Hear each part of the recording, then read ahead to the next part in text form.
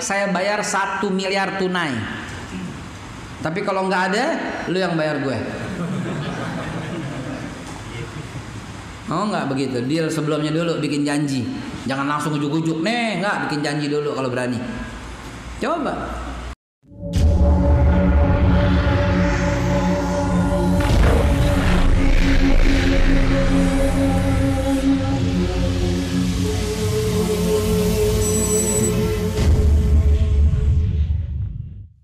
Assalamualaikum warahmatullahi wabarakatuh.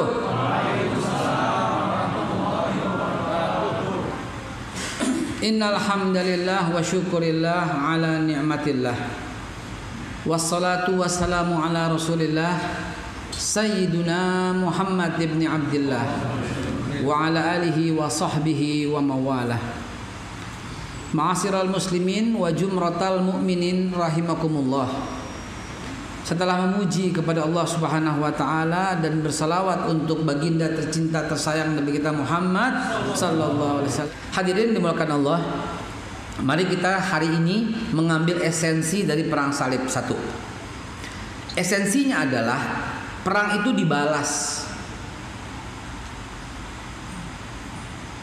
Bapak Ibu sekalian, esensinya adalah perang itu dibalas oleh umat Islam. Ya, perang itu dibalas oleh umat Islam. Siapa yang balas? Sultan Salahuddin Al-Ayyubi. Di mana balasnya? Di tempat pembunuhan terhadap umat Islam di Yerusalem. Ingat pembantaian tahun 1096 sampai 1099 pembantaian itu, dan kemudian penguasaan atas tanah Yerusalem. Ya, 1099 berarti 1100 mulainya. Dikuasai total. Umat Islam, oh nggak bisa ada, harus pindah agamanya. Kalau nggak mati dibunuh. Dan ini bukan rahasia umum, ada di buku sejarah manapun yang kita bisa baca. Dan bukan cuma tahun 1100 kejadiannya, sampai tahun 1500 sampai tahun 1600. Sampai tahun 2019 di lokasi yang berbeda oleh orang yang berbeda. Di Burma, ya kan, di Filipina, di bagian tertentu tentunya, bukan semua, ya, oleh pihak tertentu juga, gitu ya. Tidak boleh mengeneralisir, tidak boleh. Ya, siapa yang bersalah dalam Islam dia, bukan harus seluruh komunitasnya, tidak boleh begitu. Nah, jadi jemaah sekalian, di tahun itu umat Islam berada dalam suasana yang sangat mencekam. Bagaimana nggak mencekam? Harus keluar, meninggalkan rumahnya, meninggalkan anak istrinya. Kalau nggak diam di situ. Kalau diam di situ mati dibunuh. Buat selamatin diri, masuk pindah agama, selamat. Ya, pindah agama, sehingga apa? Dia mengaku menyesal, mengaku bersalah, pindah agama, selamat. Ikut ibadah di tempatnya, selamat. Nah, ini keluar daripada jalur istiqomah. Keluar daripada jalur istiqomah, bukan cuma keluar, kafir, murtad. Kenapa? Karena keluar dari Islam. Tapi Ustadz, hatinya tidak. Nah, lain lagi itu urusannya. Lain lagi urusannya, dia kuat apa enggak gitu. Hanya soal iman, belum murtad. Siapa yang terjadi begitu? Ammar bin Yasir. Ya. Sayyidina Ammar bin Yasir itu ketahuan ikut Nabi Muhammad sallallahu alaihi wasallam oleh kafir Quraisy. Apa yang terjadi dengannya? Penculikan, penyiksaan juga kepada ibu dan bapaknya, karena dia belum menikah. Kalau dia nikah barangkali keluarganya. Ibu dan bapaknya, juga disiksa. Nah, Ammar bin Yasir ini nggak sanggup melihat Yasir, ayahnya, melihat ibunya Sumayyah disiksa sedemikian rupa. Ayahnya digeret lehernya kayak tiang bendera. Ayah kita kayak begitu bagaimana coba? Coba ya antum bayangin dulu. Ayah antum begitu. Dia tua, keriput, kurus, keret. Ibunya ditarik dengan 4 ekor kuda. Tambangnya dimulurin sehingga kudanya bisa lari dengan sangat kencangnya.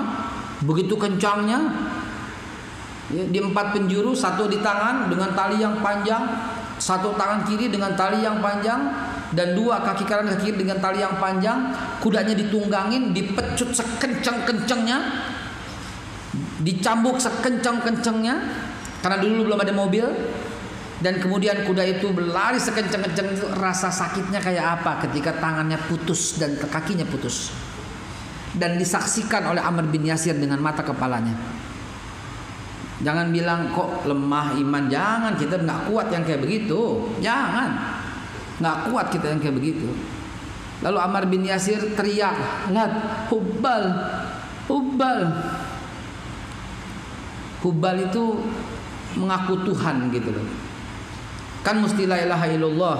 Awalnya sebut Hubbal, la ilaha illallah Muhammad Rasulullah. Hubbal, la ilaha illallah Muhammad Rasulullah. Begitu. Rupanya tahu nih kelemahannya. Cintanya sama orang tua luar biasa. Maka orang tuanya digituin. Pada waktu ayahnya digeret seperti tiang bendera, seperti digantung tapi ada tiangnya, itu dia masih sanggup. Hubbal, enggak, dia baca la ilaha illallah Muhammad Rasulullah, la ilaha illallah Muhammad Rasulullah. Dan ketika ibunya sudah mulai menjerit, dia teriak Hubbal, Hubbal. Dia enggak teriak lagi la ilaha illallah. Dia enggak sebut lagi Muhammad Rasulullah. Dan ketika 2 kaki ibunya putus dan 2 tangan ibunya putus dan masih menggelepar dengan darah yang luar biasa, dan ibunya hanya tinggal kepala dan badan. Ya Rabb, begitulah perjuangan dari para sahabat yang menegakkan kalimat Islam. Begitulah perjuangan mereka dalam menegakkan la ilaha illallah. Kita mah belum seberapa. Kita belum seberapa, tak jauh. Jadi jamaah sekalian yang dimuliakan Allah, tatkala melihat ibunya demikian, maka Ammar bin Yasir mengucap Hubbal, Hubbal. Kemudian yang terjadi, ibunya wafat dalam keadaan syahid. Ayahnya pun wafat dalam keadaan syahid. Inilah syahid pertama dalam Islam di periode Nabi Muhammad SAW. Kepada jamaah Ittihad pasti memahami kata-kata saya, syahid pertama dalam Islam di periode Nabi Muhammad SAW. Karena Islam bukan hanya ada pada zaman Nabi Muhammad, dan bukan hanya Nabi Muhammad yang bawa Islam. Itu sudah dipahami semua. Periode syahid di masa Nabi Isa, ya para murid-muridnya yang setia. Zaman syahid di zaman Nabi Yahya, ya dirinya sendiri. Zaman syahid di Nabi Zakaria, ya dirinya sendiri. Gitu. Zaman syahid di masa Nabi Musa, orang-orang yang Bani Israel. Bani Israel mati syahid, Pak. Yang mati di zaman itu syahid. Kenapa? Karena dia orang yang berjuang pasti. Jangan alergi dengan kata-kata Bani Israel. Belakangan banyak yang membangkang, iya, gitu. Tapi yang taat, iya, ada juga. Ya, surat Yunus mulai dibaca ayat yang ke-84 sampai 91. Ya. Jamaah sekalian yang dimuliakan Allah, begitu juga periode syahid di masa Nabi Ibrahim ada. Nah, saya bilang tadi periode syahid di zaman Nabi Muhammad pertama kali diterima oleh keluarga Ammar bin Yasir. Dan Rasulullah Sallallahu Alaihi Wasallam mengatakan, bersabda, ini keluarga Ammar bin Yasir fil jannah, di surganya Allah.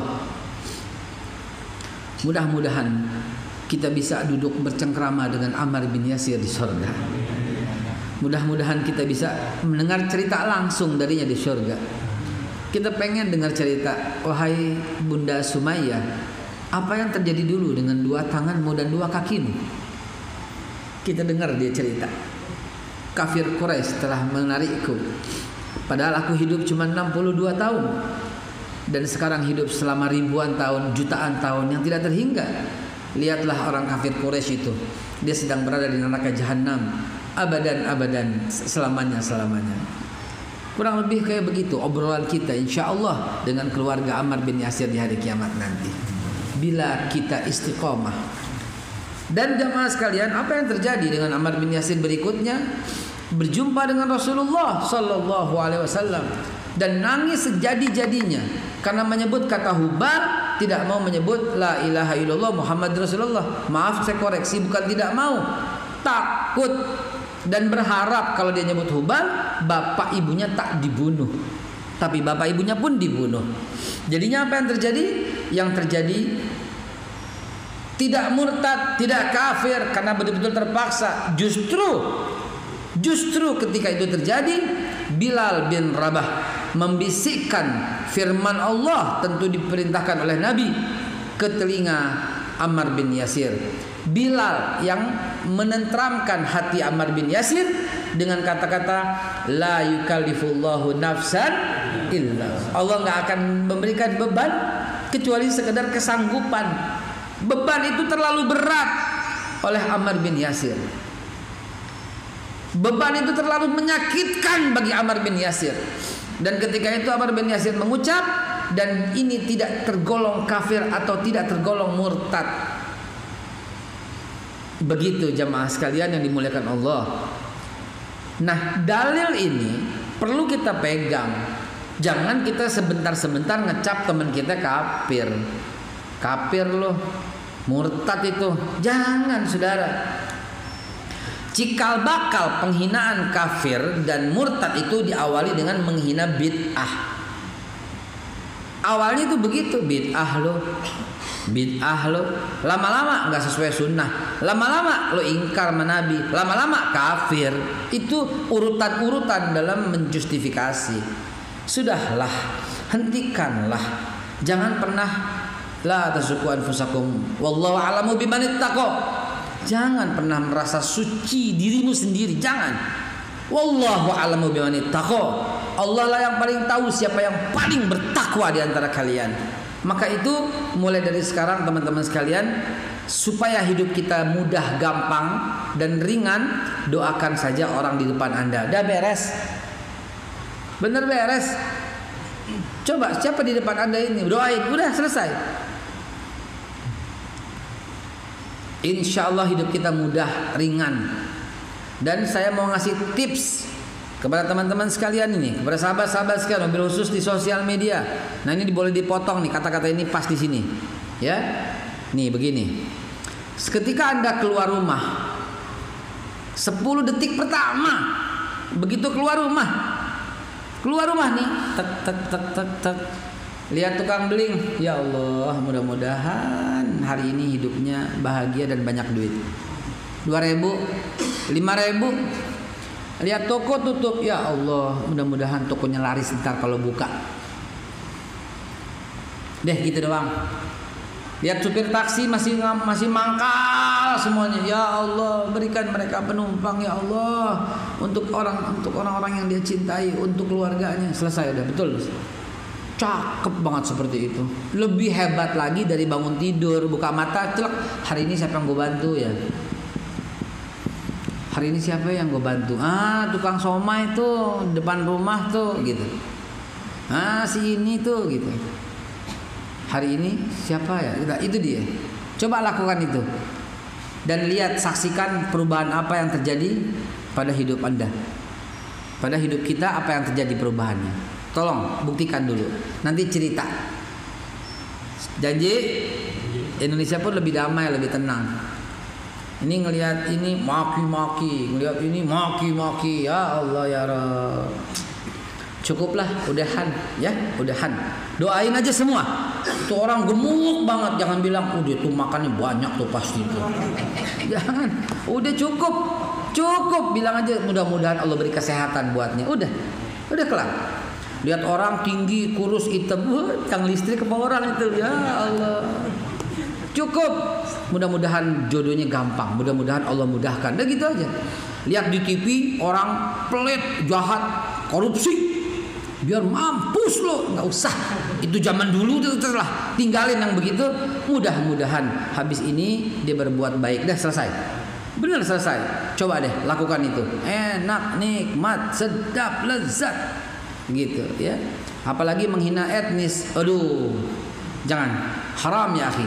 Anda menghina Allah Subhanahu wa taala, matanya sipit, wah nggak bisa, itu buatan Allah Subhanahu wa taala. Hidungnya mancung tuh, wah kadrun, la haula wala quwata illa billah. Nggak usah, cukup, hentikan. Nanti merembet ke hina sono hina sini, akhirnya saling hina. Hentikan itu semua. Insyaallah siap ya. Baik, saudara, yang terjadi pada masa Ammar bin Yasir terjadi pada tahun 1100. Itulah masa perang salib. Sampai 1187, 87 tahun. 87 tahun. Dua generasi itu. Kalau satu generasi enggak deh, dua generasi. Ya. Yang baru lahir tengah-tengah kena. Misalnya yang umur satu orang atau lahir 1 tahun kan 1 tahun belum. Misalnya umur yang 10 tahun kena itu di umur 100 10 tahun. Dia ngerasakan dari umurnya 10 tahun sampai umurnya 97 tahun. Atau ya tahun 1187. Coba bayangkan itu.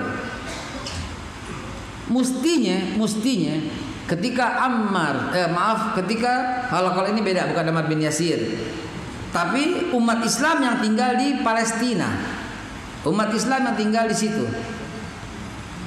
Siapa dia? Banyak daripada sahabat Nabi keturunannya, yaitu keturunan Abdurrahman bin Auf, keturunan Abu Musa al-Asy'ari, keturunan Abu Ayyub al-Ansari. Ustaz tahu dari mana? Kan aneh kesana, banyak makamnya, banyak kuburannya. Dan aneh ketemu, selamat, pelukan dengan cicit daripada Abu Ayyub al-Ansari.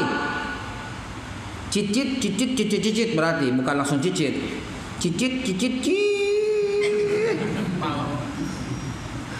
Ya, namanya al-Ansari. Coba. Anda ketemu sama orang yang nama belakangnya Jarrah, Ibnu Jarrah. Dan dia punya nasabnya dia sampai sahabat Nabi Abu Ubaidah Ibnu Jarrah. Ya, itu. Anda ketemu dengan Abdullah al-Ansari. Dia punya nasab, dia punya jalur dari Abu Ayyub al-Ansari. Yang dimana Nabi Muhammad pada waktu di Madinah tinggal di rumah Abu Ayyub al-Ansari. Dan kemudian dia hijrah ke Palestina, tinggal di Yerusalem. Nah, orang-orang itu yang dibantai. Orang-orang itu yang dihinakan. Masya Allah, la ilaha illa anta astaghfirullah, la ilaha illa anta subhanaka inni kuntu minadz zalimin. Orang-orang itu yang dirusak akibat perang salib 1. Marah nggak tuh umat Islam? Tapi nggak bisa berbuat apa-apa.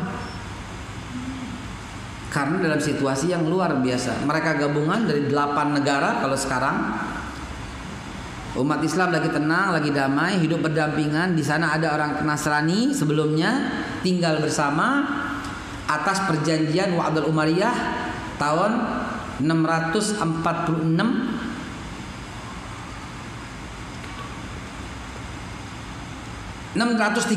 maaf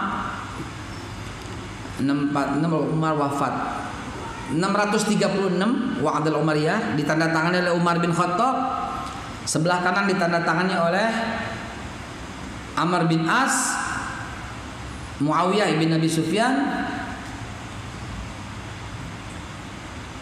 Amr bin As, Muawiyah, Khalid bin Walid, dan Sa'ad bin Abi Waqqas. Sebelah kanan 4 tanda tangan, sebelah ini Umar bin Khattab tanda tangan. Makanya Pak berangkat biar bisa lihat yang kayak begitu. Kan kita bisa pegang itu. Ya Allah, ini dibuat oleh Umar bin Khattab walaupun duplikatnya. Ya Allah, ini dibuat oleh Umar bin Khattab. Betapa hebatnya Umar bin Khattab membuat. Lihat, gereja nggak boleh dirusak, sinagog nggak boleh dirusak. Lihat Umar bin Khattab. Lihat, pendeta nggak boleh diganggu. Orang Kristen, orang Yahudi, orang Kristen terutama ya nggak boleh diganggu. Ini nggak boleh disentuh. Coba lihat teman-teman Islam itu. Masya Allah, itu dipegang kokoh oleh orang. Bertahan dari mulai 636 sampai 1096 tepatnya. Nah, bertahan tuh selama itu. Hidup tenang, akur, damai, kompak di bawah pemerintahan Islam atas perintah Sayyidina Umar bin Khattab. Masa berganti masa, mulai 636 400 tahunan, 500 tahun sampai 1096 dari 436 636. Disitulah tuh 636 sampai 1096. Itu tenang. Datang kok jadi marah. Padahal kan selama ini diperlakukan dengan sama. Padahal selama ini diperlakukan dengan adil. Padahal selama ini diperlakukan dengan bijak, ya. Dan seterusnya dan seterusnya. Jadi jamaah sekalian yang dimuliakan Allah, hari ini dengan belajar sejarah kita kudu tahu, bukan jadi dendam, nggak baik begitu. Tolong ini jangan dipotong ini rekamannya, justru ini harus disebarluaskan. Bukan jadi dendam. Dengan belajar ini kita tahu watak Islam yang sesungguhnya, yaitu penebar kasih sayang, penebar kedamaian, penebar ketentraman. Maka kalau ada umat Islam yang menebar kegaduhan, dipertanyakan dia.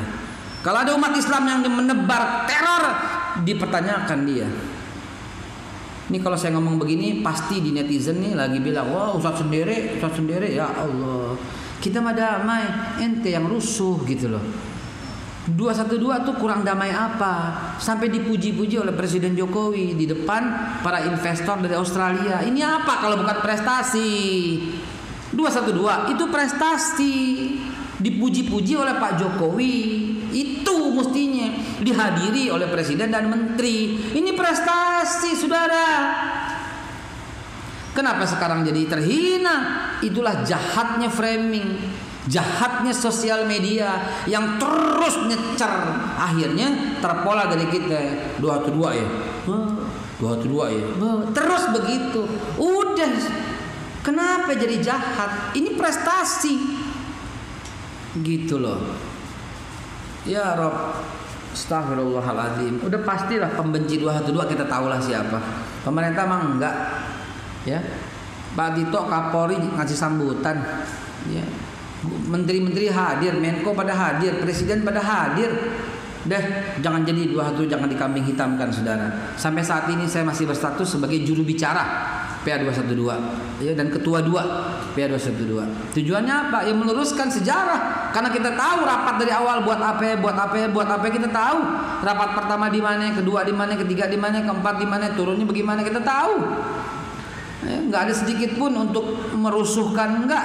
Bahkan kita waspadai. Saya yang di Istiqlal tuh sebelum berangkat tuh jangan lupa bawa kantong sampah, gitu-gitu loh.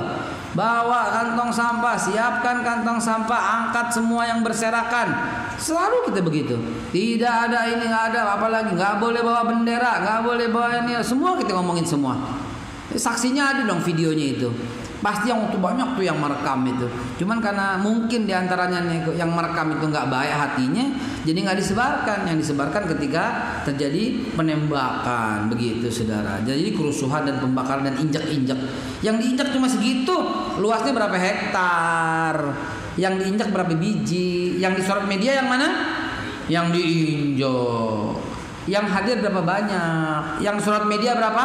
80.000. Mukelo jauh deket Goraup. Masa 80.000 orang segitu? Google aja ngitung udah berapa. Jamaah sekalian yang dimuliakan Allah, dengan belajar sejarah ini kita bisa tahu, oh begitu watak Islam yang sebenarnya. Lah kalau nggak belajar sejarah dari mana? Kalau nggak belajar sejarah dari mana? Cara memahami Al-Quranul Karim dari hadis Nabi Muhammad SAW. Cara mengerti dari hadis Nabi Muhammad SAW dari bagaimana praktek sahabat. Karena itu sebaik-baik orang yang mempraktekkan Quran dan hadis. Dan Umar bin Khattab praktekin kayak begitu. Jangan ganggu orang yang Kristen. Itu perintah Umar bin Khattab. Jangan ganggu gereja. Itu perintah Umar bin Khattab. Ini kalau saya ngomong begini sosial media, sekarang aja ngomong begini baru deh, ya.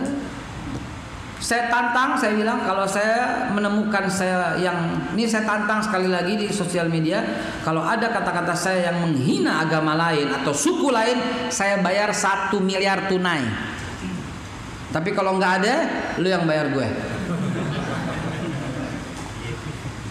Oh nggak begitu, deal sebelumnya dulu bikin janji, jangan langsung ujuk-ujuk, nih nggak, bikin janji dulu kalau berani. Coba. Enak aja. Dari zaman dulu kita ngomong kayak begini. Wallahi wabillah, demi Allah, demi Allah, demi Allah. Dari zaman dulu ngomong begini. Kenapa tiba-tiba dikatain ini pemecah belah, penghina agama orang? La ilaha illa anta subhanaka inni kuntu minadz zalimin. Busuk mulut ini kalau menghina agama orang atau menghina orang gara-gara mata, hidung dan sebagainya. Ini ciptaan Allah, kenapa dihina? Kalau karena suku, karena apa?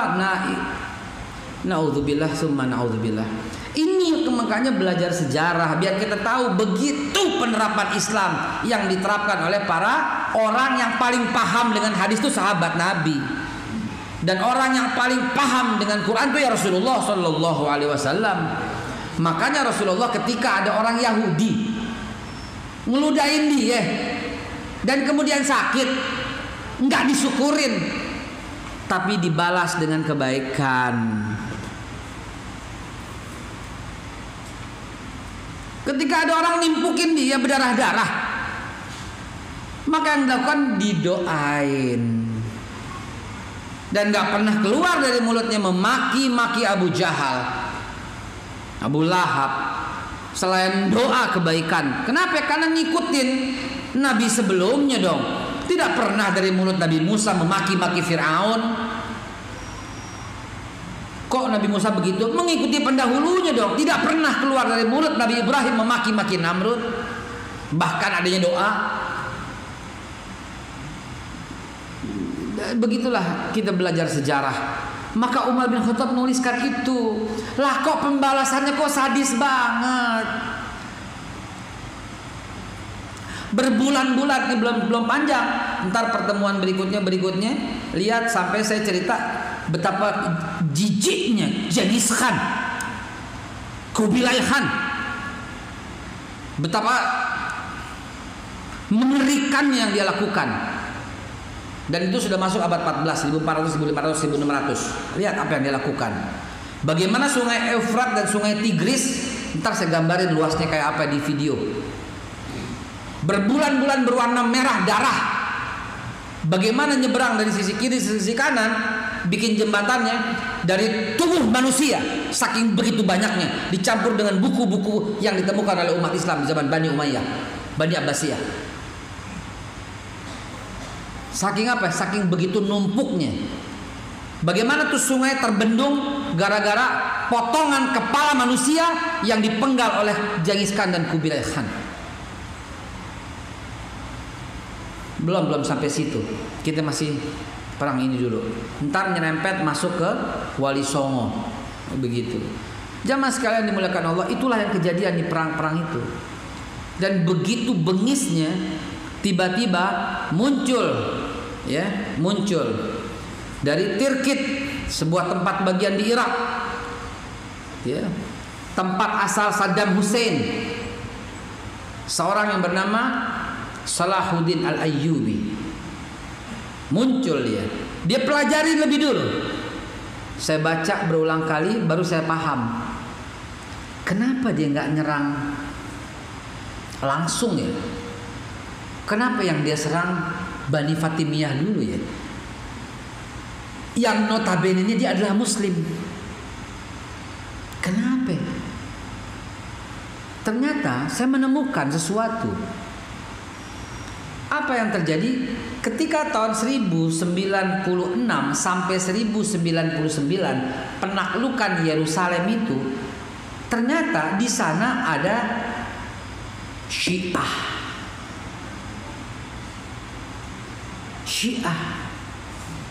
gitu. Jadi dia sebagaimana pencongkelan Hajar Aswad oleh pasukan Syiah juga, bertahun-tahun Hajar Aswad nggak ada di situ. Tawaf doang kagak ada cium Hajar Aswad bertahun-tahun. Pernah juga terjadi tidak boleh berangkat haji, seperti sekarang. Lah ini netizen Nggak berangkat haji yang disalahin Jokowi, kan kurang ajar. Nggak boleh saudara. Ketika saya bela, wah sekarang saya kalau belain Jokowi, bahlul banget sih. Ya Allah, astagfirullahalazim. Saya bilang, saya bukan belain. Kalau cuma Indonesia yang tidak boleh berangkat haji itu barangkali salah pemerintah. Ini seluruh dunia. Bagaimana kalau dilosin? Bagaimana semua datang ke situ dari seluruh negara? Ada satu aja di situ yang kena COVID-19. Kemudian kena 2, 3, 4. Kemudian kena berorang-orang. Kemudian dia 14 hari kan inkubasi. Kemudian dia pulang ke negaranya masing-masing. Maka di Indonesia kena, di Filipina, di Malaysia, Singapura, Brunei, Thailand semua kena. Maka itu kebijakan Mekah kita hormatin untuk jangan haji dulu. Tiba-tiba Indonesia juga mengumumkan tidak juga berangkat haji. Tiba-tiba disalahin. Baru pemerintah ini. Emang pemerintah zalim. Emang togut nggak boleh berangkat haji. La ilaha illallah. Kenapa pemerintah yang disalahin? Wahai cerdaslah jamaah sekalian. Jangan tebarkan kebencian. Jangan tebarkan permusuhan. Astaghfirullahalazim. Ini saya baca di net. Saya bela, saya dimaki-maki. Wah sekarang belain la ilaha illallah. Kenapa lu? Dengan gue minum aju ada sekalian biar sehat. Adem lagi. Enggak, kita berhadapan dengan netizen itu, ya Allah ya Rabbi. Dalam hal ini pemerintah betul mengantisipasi. Gitu. Ini baru tahun ini haji nggak ada. Ini pemerintah yang zalim, yang togut, yang biadab, yang ya Allah ya Rabbi. Jangan lo potong ya, kalau kau potong begitu bahaya ini gitu. Ini main potong aja nih Pak Haikal ngatain pemerintah.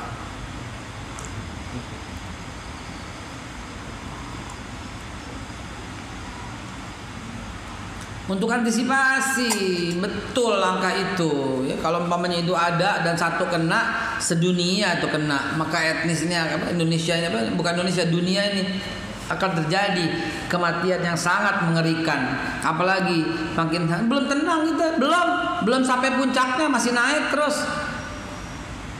Ya Allah ya Rabb, mudah-mudahan Allah lindungi negara kita, amin ya Allah. Jadi jamaah sekalian yang dimuliakan Allah, Syiah berada di balik membantu 8 negara itu melakukan penyerangan terhadap umat Islam di Yerusalem karena Sunni gitu. Maka Sultan Salahuddin Al-Ayyubi yang diberantas tidak langsung ke Yerusalem, ke Palestina, tapi kemana dulu? Bani Fatimiyah dulu. Karena dengkinya umat Islam bagian dari 5 musuh umat Islam. Nomor 1 orang kafir yang menyerang dong, orang munafik yang menipunya, orang muslim yang membencinya, syaitan yang mengganggunya. Saya lupa, tapi nomor 1 itu pasti itu orang mukmin yang membencinya, orang muslim yang membencinya. Itu 5. Nanti kita lihat hadisnya, saya nggak hafal tuh. 5 halangan untuk umat Islam itu nomor 1 itu orang mukmin yang membenci, orang muslim yang mendengkinya. Ya, biar gimana juga Syiah yang mengaku muslim akan menjadi hambatan. Entar penyerangan bocor bagaimana, entar kekuatan bocor bagaimana, serangnya dari mana bocor bagaimana. Maka yang diberangus dulu adalah Syiah oleh Sultan Salahuddin Al-Ayyubi. Maka kita sulit sekarang berjuang dengan tulus. Kenapa ya? Karena di dalamnya banyak orang-orang yang cari fulus. Begitu. Akhirnya kita sulit sekali berjuang sekarang. Gimana nih perjuangan sekarang? Ya Allah ya Rabb.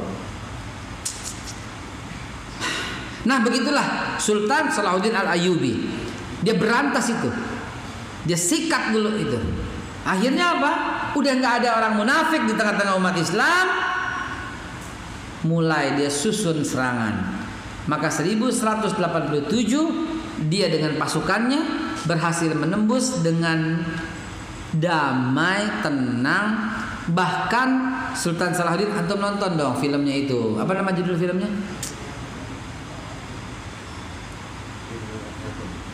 Kingdom of Heaven.